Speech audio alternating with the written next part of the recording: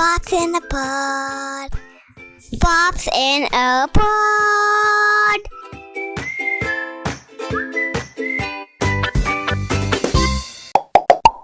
Hey everyone, Peter Pop here.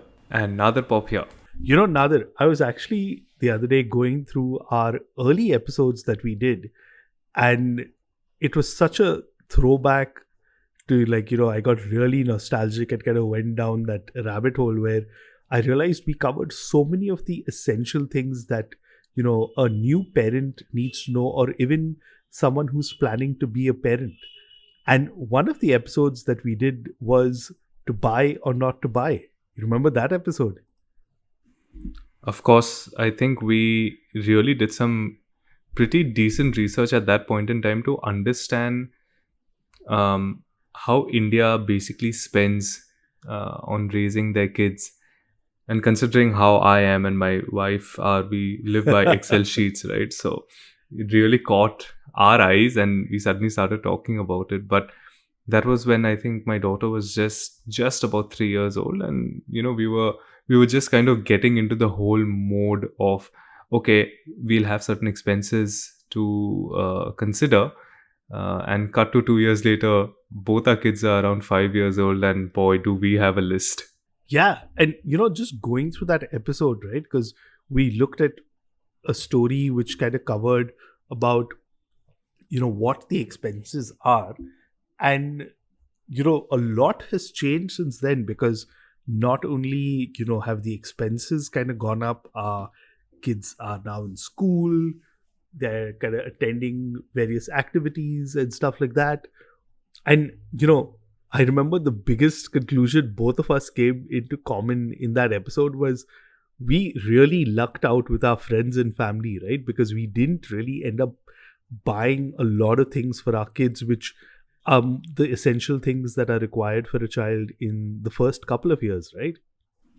Absolutely. The first episode that we did on to buy or not to buy, we spent a lot of time discussing how for the first 2 years we got a lot of gifts from our friends and family, as you mentioned, and a lot of gift money. So we just sustained pretty well for the first 2 years, and I think there could have possibly been a very false assessment from our end saying, hey, this is easy, raising kids and all, it's not that expensive, and boom, through 2-3 years later, and we are like, oh man, we have to spend on X, Y and Z, and the list just keeps going on. And imagine our kids are just 5 years old, and I mean, it's crazy because they're older, they're more mature, they're more intelligent, so obviously things are changing quite rapidly.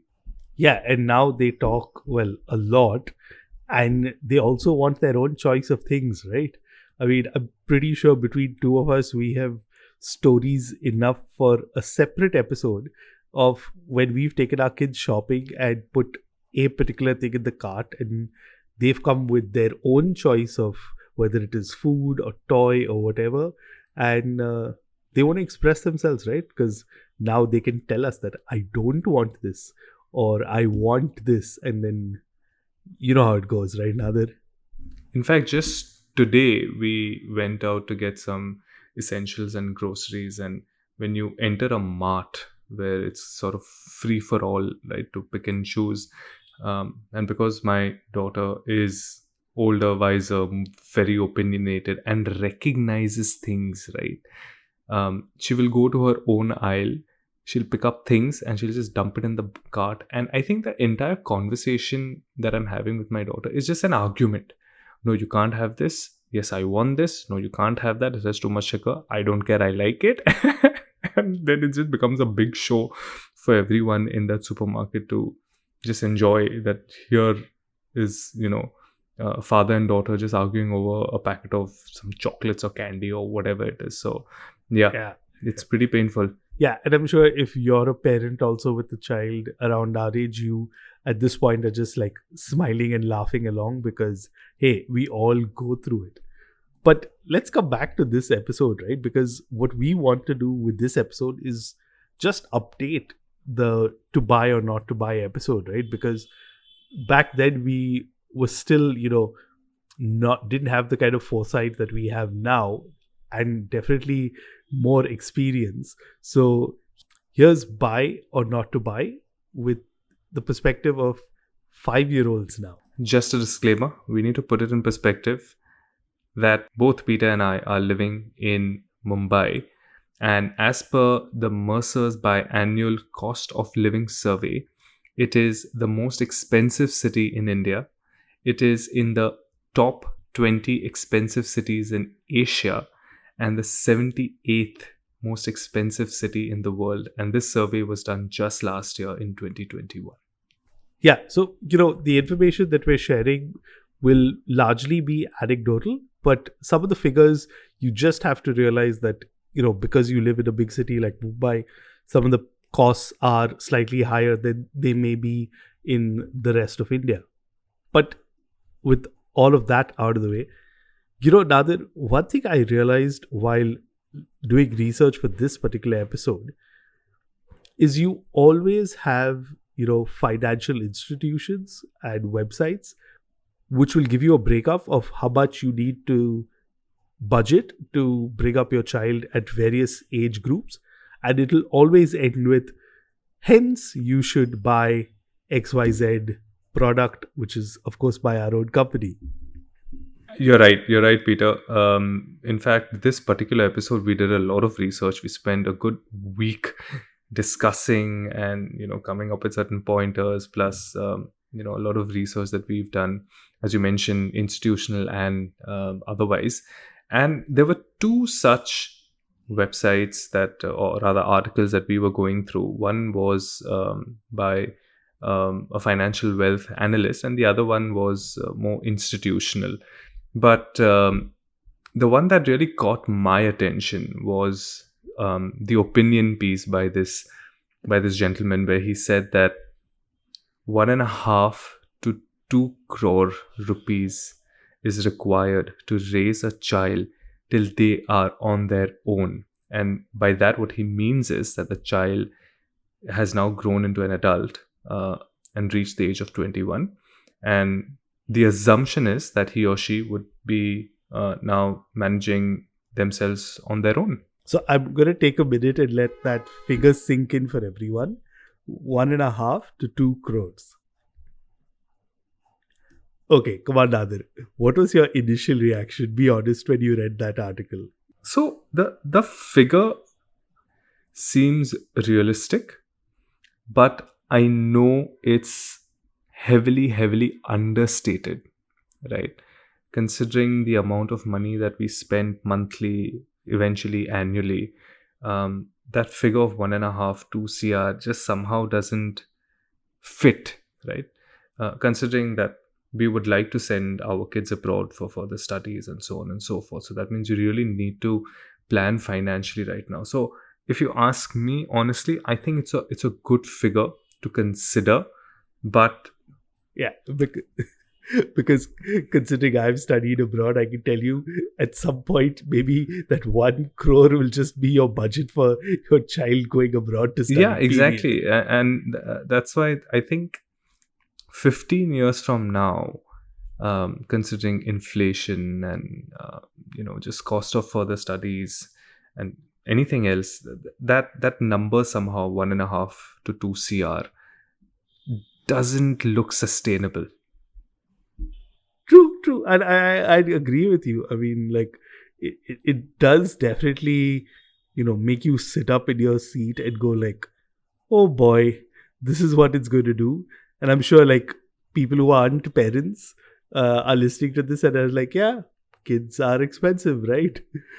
Yeah, and we'll definitely link both the articles that we referred to in the show notes. But the one by the financial institution was very interesting because it took into consideration that this was meant for people who are living in a metro city like Mumbai.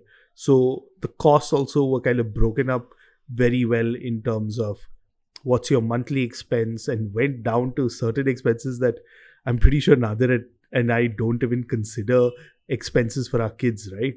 So yeah, that's what I would say.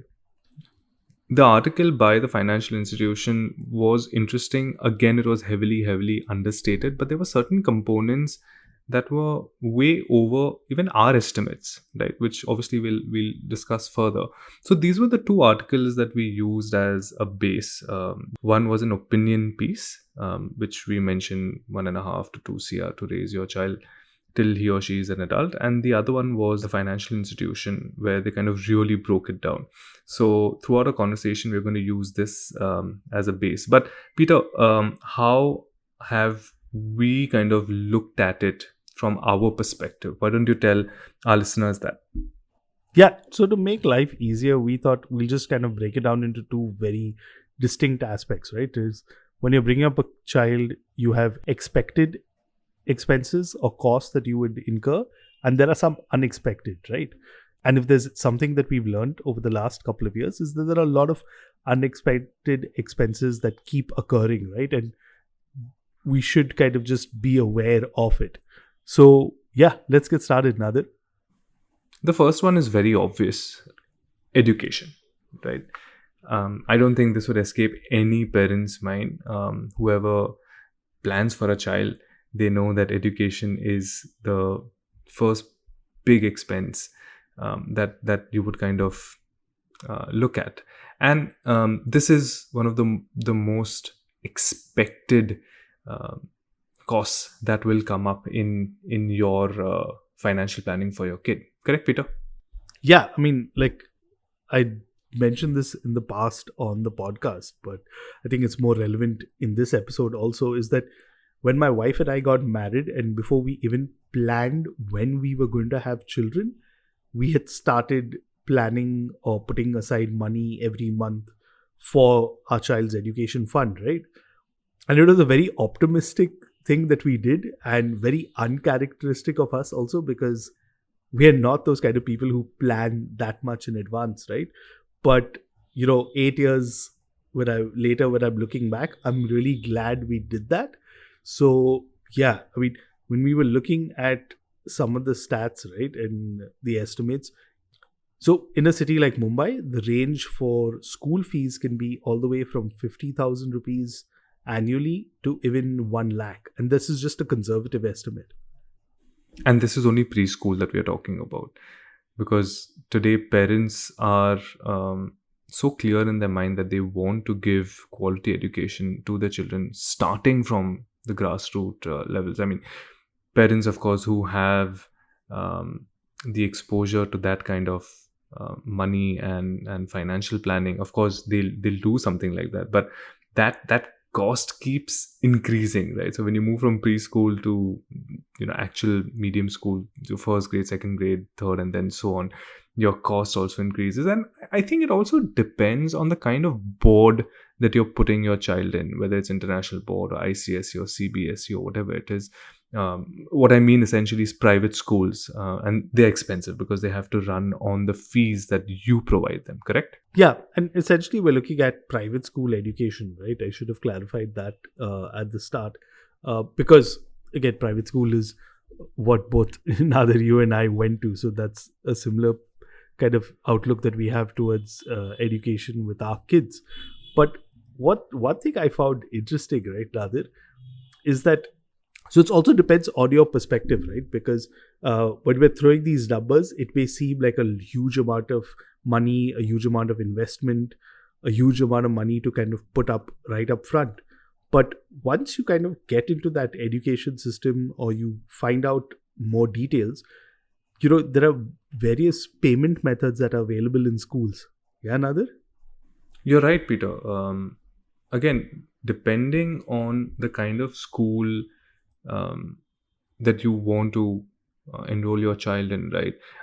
The article, the Live Mint article, which is written by the financial expert, actually says that as much as 65% of the parents spend at least half of their yearly income on their child's education and extra co-curricular activities. And that's just somehow that number, whatever that number is, right? That's half your income. That's just ridiculous, right? Because that's a lot of exposure in terms of the kind of money that you have to put. And let's assume that you are doing pretty well and your income is fairly higher. The payment modes in these kind of private institutions also depends, because the more expensive the school is, the chances of you paying that um, fees is not going to be monthly, but it'll be term wise, right? So in most of the cases, it's going to be half yearly, sometimes quarterly, and in most cases, it's just going to be one lump sum amount. So what happened with me this year? This when I say this year, I mean this um, academic year, is that we were getting a discount because the schools hadn't started, but there was a condition where they said that if you can make the payment in full, which means for the entire academic year, then there'll be certain additional discounts. And my wife and I decided, because we had certain savings in the last 2 years, and we said, okay, let's do it, because if you're getting that 12-15% whatever additional discount, I think it's just worth it, because in the overall perspective, it's just good savings. So these schools do allow, but I don't know, half of your yearly income on a child's education, that kind of stuck with me. Just to kind of sum up the discussion on schools, is what happens also is certain schools include the fees of uniform and textbook. Now, I'm not sure about you, Nadir, but this year, at least for my son, I didn't have to pay extra fees, right? So it all depends on that. And I think that's something that definitely you should check in advance, like does uniform and textbook form, because the article we were reading says that can go up to 10,000 rupees a year. So that's a good amount of money that you're spending just on that. Yeah, I mean, I don't think I spend that kind of money on my annual clothes budget or whatever. But yeah, I mean, there are some schools, I guess, who spend that kind of money. But yeah, you're right. You're absolutely right. In certain fee structures, it includes everything.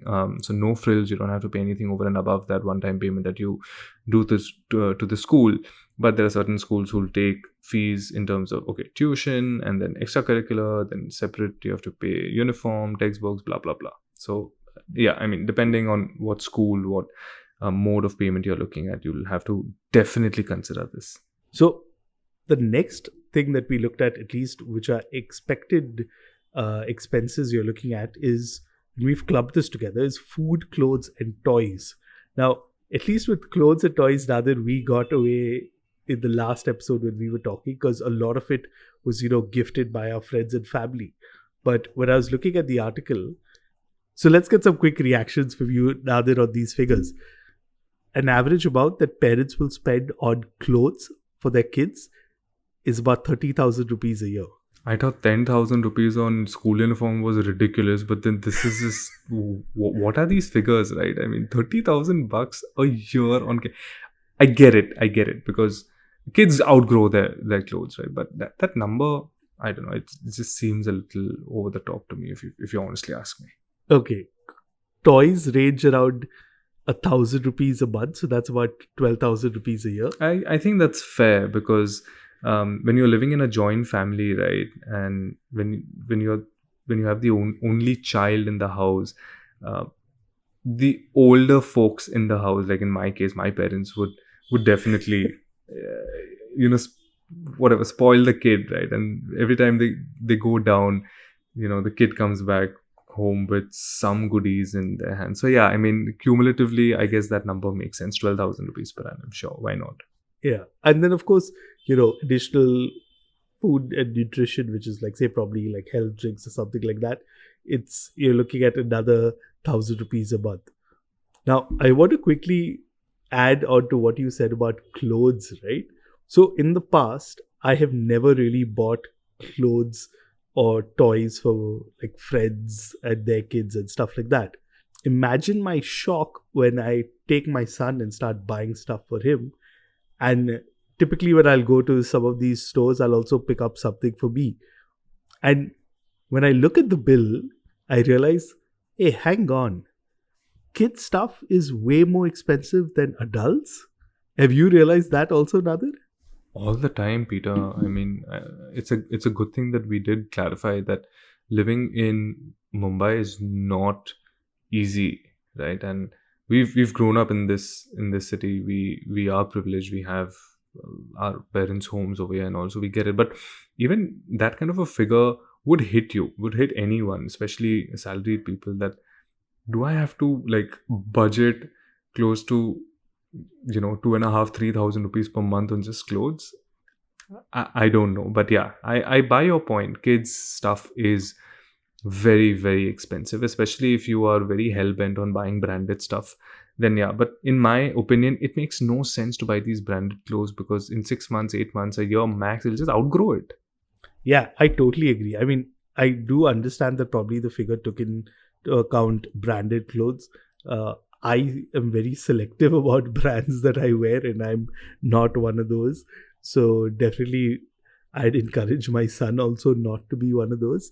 So yeah, Honestly, I would love to encourage parents who have access to pre-loved goods, or know friends, families who've had older children, and if they have clothes, if they can pass it on to us, I would be okay with that. Like, I've done that with my daughter, and I continue to do that. And my daughter is aware of the fact that these, whatever clothes that she does get from her cousins or second cousins or whoever, that they have been used before, and she loves them, absolutely loves them. I mean, more variety is better, right? Of course, absolutely. But yeah, another thing is also, just like I wanted to quickly touch upon the aspect of toys, right? Is our kids are kind of, addicted to social media, if I may use the term, because they're so exposed to various kind of videos. And I don't know about you, but like, while YouTube Kids doesn't have ads, the rest of YouTube, if my son is watching, I'll know that every second ad he's watching is for a toy. And like an alarm, the moment he sees the ad for a particular toy, he'll come to me and say, I want this toy. And that's where I found the episode that we did a couple of months ago, which was about how to raise financially smart kids, piggy bank to portfolio. We had got the authors Binal Gandhi and Sunera Sangvi. I found that book really useful in times like this, right? Because you need to explain to your kids at a young age, especially before habits form, and before they become very dependent to you basically saying yes to everything, right? And I have to be honest, it's not the easiest conversation. I don't feel great after it, but I'm willing to put in that work now, so that maybe a year from now my son is a little more understanding. Have you faced any similar situations when it comes to toys, Nader? Yeah, absolutely, Peter. Because I don't think I want to raise my child with the expectation that whatever she asks for will be provided, right? I find ways to include the fact that whatever that she's getting, somebody is working very hard for it, right? And the fact that it costs a certain way. Of course, I can't be too crude about this conversation, but if we don't start doing it right now, tomorrow they'll just assume that whatever they ask for, you'll just get it. And it begins with toys, right? Because that's the most pleasurable thing for them. And somewhere I think you need to draw that line, so that you are also very clear in your mind, okay, how much I need to spend on what particular toy. And also explain to the child that there are certain toys that are just not part of our budget. And I think it's healthy. It's healthy to have that conversation with your child, that everything that he or she gets is not just plucked out of thin air. Somebody's worked really hard for it. Nader, I'm completely on the same page with you when it comes to that. Do you want to take the next take? So the next expected expense is entertainment, right? And this is important. This is important for all kids. And when I say entertainment, what we actually mean is weekend outings, dinners, play dates, taking kids out to these fun play areas, or whatever it is, because everything costs. But I don't know if you can set a budget aside, because then you might as well just come across as a cheap person. But yeah, if it's good stuff for your kids, it's great. But I'd like to tell a story where it really it really hit me. Okay, don't take it the wrong way, but it did. So we went out for dinner, and it was a buffet set up, right? And at that buffet, there was a clear condition that said that kids below 4, 5 years, whatever age, is free, but above that you have to pay full price. And obviously my daughter was over 5 years old, so she looks over 5 years old in a way. So we had to pay for 3 plates, like 3 people. And anyway, my daughter took the plate. She went around the buffet and she went straight to the bread counter. And throughout the meal, she only ate bread. That's it. Wow. Yeah. Was that like, the most expensive buffet or the most underutilized buffet you've ever been to? Yeah, I mean, it costed us about 1,000 rupees per plate, and all she ate was bread. That's it, only bread. And I'm like, what are you doing? Just eat some protein, like anything, paneer or anything that you like. Just or dip it in some gravy and eat it. Right? What's this bread? It's like, no, I like bread. So just plain bread. Yeah, plain bread, no butter, nothing, just plain bread. And then later on, I got some some gravy and naan. And then she took my naan, so I was like, okay, great. Now maybe she'll dip it in gravy and eat it. No, she just ate the entire naan just like that. And I'm like, what is up with this kid? Listen, kids love their carbs. Let them be. You know what? My wife said the exact same thing. But we were just so perplexed that how can this child eat only bread for dinner, right? Like you would assume that, okay, French fries, some crispy stuff, but no, she only had bread. So these sort of things are it just completely takes you by surprise. It's not about the money at that point, because if your kid enjoys it, she enjoys it. But then when you put in perspective that piece of bread costs you $1,000 because that's all that she ate, right? And then it's just like, oh, come on. I mean, you could have spent that money better on maybe some toy or doll or something or whatever, right? Yeah, I mean, like there have been so many incidents similar with me where my wife and I would, like, once every couple of weeks, at least a month, we'd like to go out for like a nice dinner, 3 of us and stuff like that. And like we'll go to these restaurants, and my son, who like has these very peculiar tastes, like he'll like one particular dish in a cuisine.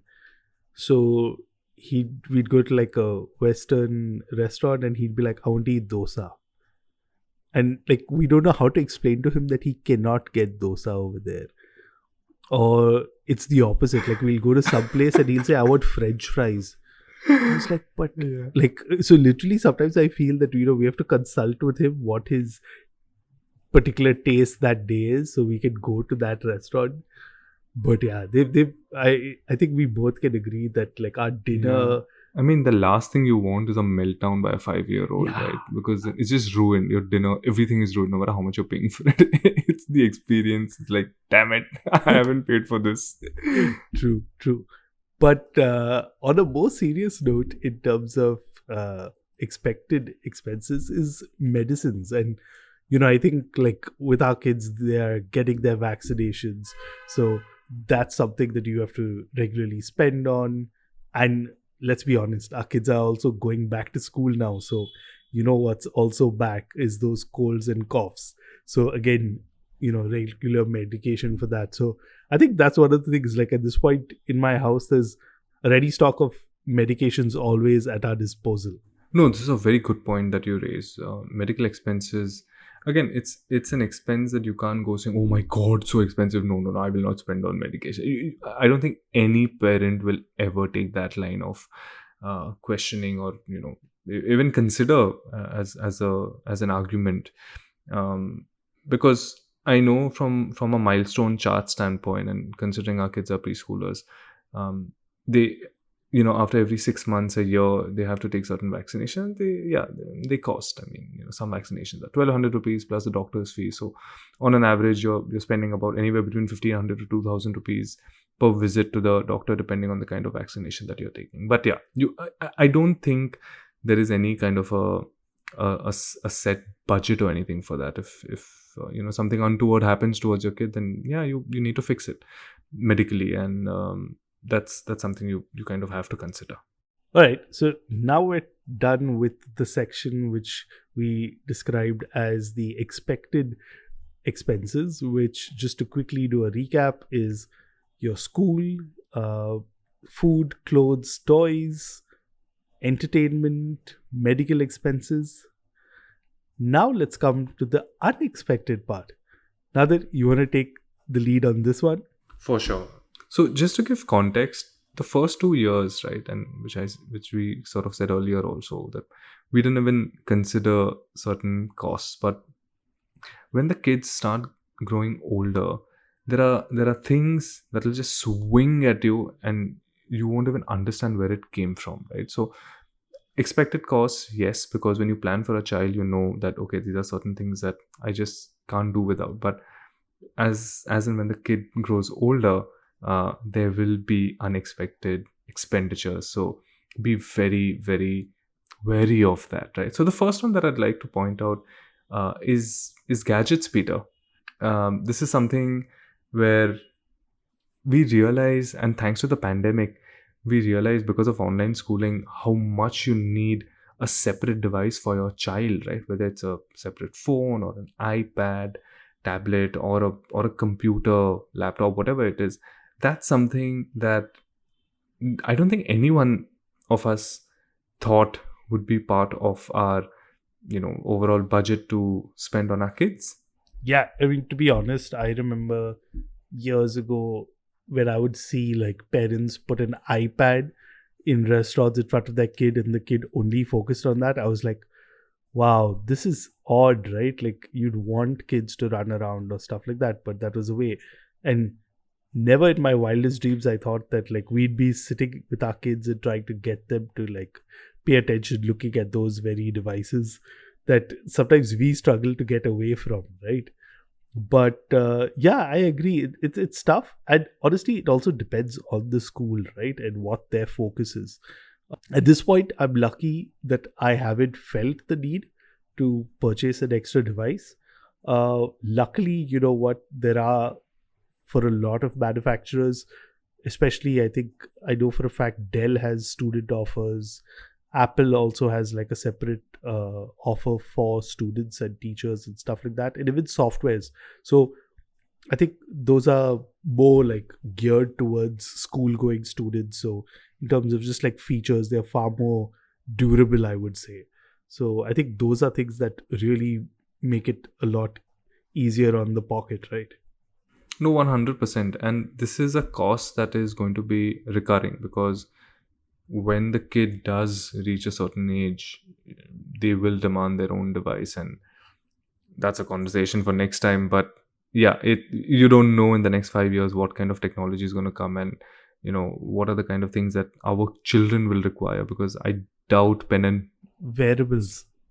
Wearables. They'll be using glasses. yeah, I was just going to say that I don't think pen and paper is going to feature very often in their life. So yeah, that's one expense we have to sort of just be ready for.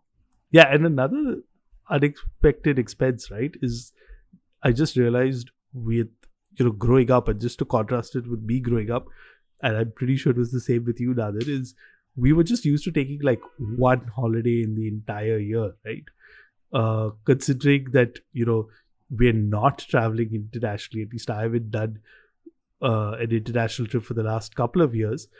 You are traveling more domestically, and we kind of talked about this just in terms of what 2020 will bring for us. Is you need to also now start factoring in, or at least thinking about, what are those expenses going to be when you travel even domestically, right? And a contrast I could give you is, like, I booked a train ticket for my son before he turned 5, and kids under 5 travel for free by train. But by contrast, if I booked a flight ticket for him, I would have to pay for an entire seat. So, like, if you think about it, with multiple trips, it makes a huge difference, right? In fact, I wanted to add another story to this, which is when you're taking flights, right, both international and domestic, children below the age of 2 are free. Now, for the first 2 years, we really did take advantage of that, because no matter where we went, our auto was just free, and that's an expense that we didn't even encounter. And now, fortunately or unfortunately, because of the pandemic and the travel scenes, the next time when we actually booked a flight ticket, we realized that our daughter is a full grown ticket and you have to pay for it. And that's something just never occurred to us because we just assumed that she's going to be free. So yeah, these surprises keep kind of springing up. And I also agree with you with the fact that you will consider one big trip in a year, right? But these small trips, weekend trips, or certain play dates, or certain families are saying, hey, what, we noticed something just a couple of hours outside the city, and I'm sure the kids will enjoy. And those are things that you don't budget for, and at that point you're just like, okay, let's go. I'm sure our children will have fun. So yeah, that's an unexpected cost that does occur. But So yeah, definitely travel is important, and I think since two of us actually enjoy traveling, I'm sure there's a lot more for our kids to be seeing, not only this year but ahead also. So Nader, actually one of the things that we kind of slotted as unexpected expenses, when I was reading the articles both by the financial expert and the institution, they've actually put it in there, which is activities. And it's kind of strange, right? Because our kids are still 5. I don't remember how many extra classes or things like that I went when I was that age. But, that's actually a thing right now, right? yeah, you're right. I don't know what I was doing at the age of 5. I don't think I was put in any kind of activity class, or like swimming also came much later when I was at least 7 or 8 years old. But yeah, today things are so different. And I'd like to tell you my experience with my daughter just a couple of months ago, where the school term was ending, right? And she had about 40 days of vacation holidays. And we just asked her that, listen, what do you want to do? Now, we knew that physical classes are not possible, or physical um, activities are not possible. So we just asked her, like, what are you interested in? We can try and figure it out. And she said numbers. So we were like, what do you mean by numbers? She's like, no, I want to do numbers. I like doing numbers. And we were just stumped. We were like, okay, we don't know how to like find a numbers class. Like, what do we do, right? And anyway, we just asked around a few places here and there, and we found out this one place who does exclusive classes for these young toddlers, preschoolers, and just get them acquainted with numbers. And we're like, yeah, sure, why not? If she wants it, she can do it. And it's been what, 6-8 months now, and she still continues to do it. We just figured it's going to be a phase, but she actually enjoys doing it. And yeah, that's something that was completely unexpected, that our daughter is just going to turn down and say, like, find me a numbers class. Well, anyway, we did, but wasn't expecting that to happen. Yeah, but that's so cool because, like, my son is at this phase of his life where he's got like boundless energy, and my wife and I have to take turns keeping up with him. He's that energetic, right? So my plan is to put him in one of these, sports classes. At this point, he likes football. I don't know how long that will last, but I definitely want to put him in a sport like that where he's actually exerting himself. And, going forward, it'll also teach him a lot more lessons in terms of just discipline and other stuff, which he'll only value much later. But I think that's one thing I'm definitely looking forward to. Fingers crossed, everything still stays open till then. Yeah, and I think we can safely bring an end to both the expected and unexpected costs, especially when you have 5-year-olds, right? I mean, we did our research. We were trying to find some research paper just for 5-year-olds, but we kind of didn't. And this was just our experience. We noticed a gap, and we figured that, okay, I think it's a conversation worthy of having, and we can share our experiences. So, what have we learned, from these unexpected and expected costs? I think it just reflects on the people that we are in terms of just, while there will be expenses, just kind of be conservative with them, right? And be mindful. Because while our kids are 5, just to bring back the figure that we talked about at the start of the episode of 1.5 to 2 crores, which we'll end up spending, you do want to like leave some part for later on, right? And it could be so many things: higher education, certain vocational classes, or anything that they want, right? So it just, I would say, just one thing I've learned is just be mindful and also communicate it as early as possible with your kid, right? Because the more you're telling them at the start, the better restraint that you're kind of building for them. What about you, Nadir? I definitely agree with that. Look ahead to the future, because even though you're doing exceedingly well today, you never know what's going to happen next, right? So, but there are two things that I'd like to point out. One is that education is something I don't see it as an expense, and I'm sure you'll agree. It's more of an investment, right? So, if it's good quality education and it's going to make a difference to our children, then we don't really mind investing that amount, because we know we're getting something in return, which is the development of our children. The second point I'd like to make at this juncture is the fact that at least both my wife and I have reached a point where we know what expenses are unnecessary, right? Like buying a new car, or buying branded things which will probably lose its value over the years, or whatever it is. If it's not required, just don't do it, because that's a certain amount of money that has been lost, which could probably be used later, maybe for yourself or for the child, in this case, since we are talking about raising a child and the expenses. So these are the two things that I wanted to sort of bring up. And of course, you have to be prudent about your future. So both of these things sort of lead into the aspect that just be very clear as to what your goals are for yourself and for your kids in the process of raising money for your child. Don't forget about yourself. So be prudent about that, and just save some for your retirement as well. I thought by the end of it, you're going to sell me life insurance, Nadir. Well, if any life insurance brand managers or anyone listening to us, yeah, we'd be happy to do an episode with you guys as well. But yeah, I think that brings us to the end of this episode. As always, do let us know what you think and what kind of methods you've been using, right? Because I think as parents, we constantly keep learning. And I think this is one of the things that we keep revisiting often. No surprise, finance is one of our favorite topics here on the podcast. But as always, reach out to us. You've got our website, popsinapod.in, or email us at popsinapod@gmail.com. Or you can just search for us on social media, mostly Facebook and Instagram. Just search for Pops in a Pod and follow us. We put up some good stuff sometimes, some funny stuff.